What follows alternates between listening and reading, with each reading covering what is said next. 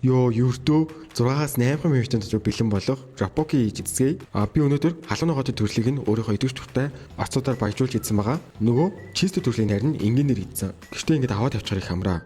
Хаяа тэгээд эдмэс нэгсэн үедээ ингээд хийгээд эзэжтэй.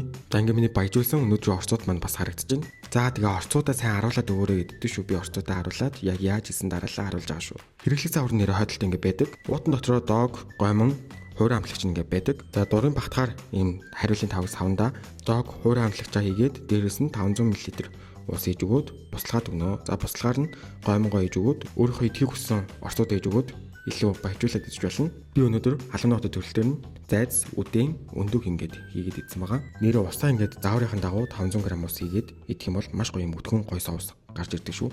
Хүмүүс усаа хитүүлээд идэм билээ. Энэ чизтэй төрөл нь одоо мөн адил дог, хуурай амтлагч усаа хийж өгөөд тэгээд бослонгууд нь гомгоо 4-6 минут буслаад ингээд бэлэн болчихно.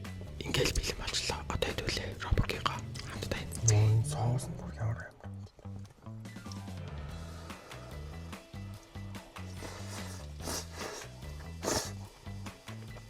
Хамт идэх найзаагаа мэш нэгээд хамт энэ амралт өдөр дээр нэрээ имжлэн дээр лайк дараад ширэж чадвал хамаартва.